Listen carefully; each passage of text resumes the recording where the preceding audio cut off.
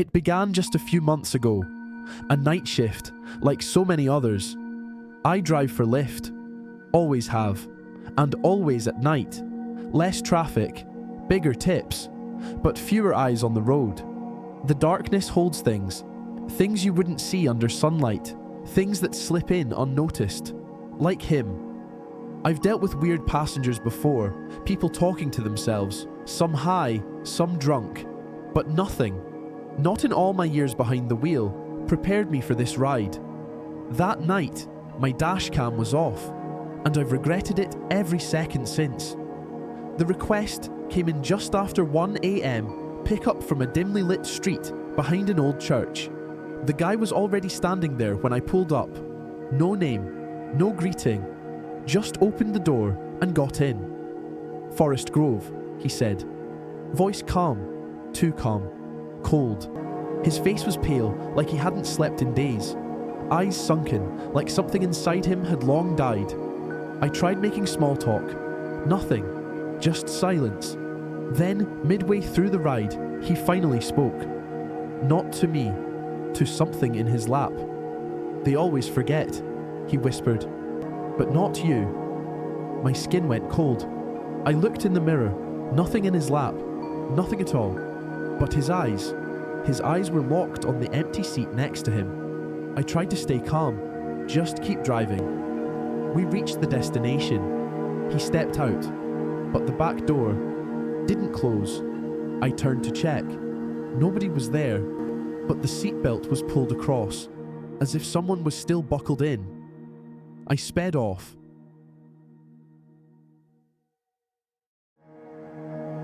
I remember that conversation like it was burned into the back of my mind.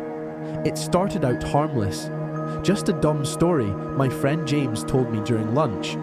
But what he said stuck, in the worst possible way. He told me about this road behind the old grocery store, a dead-end street. Trees so thick they swallow light even during the day. At the end of that road, an abandoned shack. He said he went there once at night, said he saw someone standing in the doorway. Did you go inside? I asked. James just stared at his food and whispered, no, but he was already outside when I turned back. We laughed it off, kids telling creepy stories, but that image, it festered. A week later, I was walking home from a friend's house. Took a shortcut. Big mistake. My phone had died. No flashlight. Just the moon. And shadows. Then I saw it. That road. The dead end James talked about. And at the very end, through the trees, a flicker of light. Pale. Yellow. Something pulled me forward. Not curiosity. Something colder. Like I had to go. I got halfway down the road when I saw him. Just like James said. Tall. Still. Watching. I froze. He didn't move.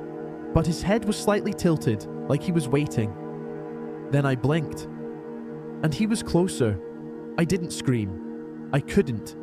My body just turned and ran on its own. I didn't tell anyone for days. Not even James.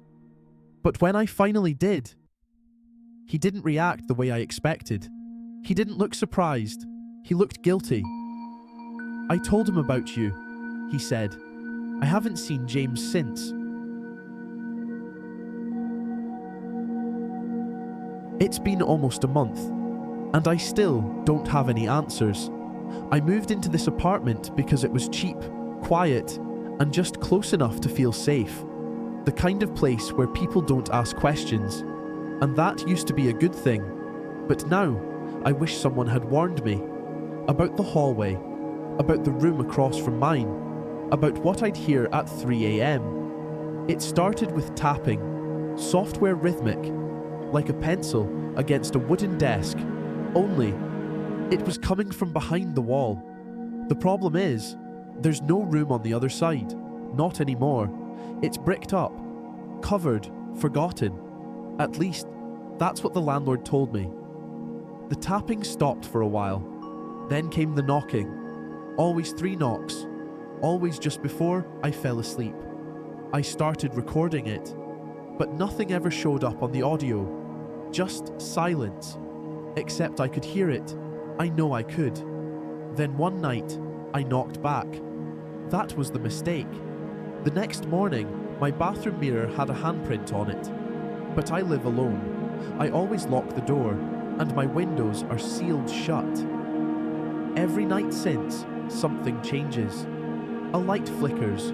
Drawers slide open on their own. My name whispered through the static of the radio, even when it's unplugged. Yesterday, I found a note slipped under my door. It said only 2 words: stop listening. But it's too late. I've heard it. And now, it hears me too.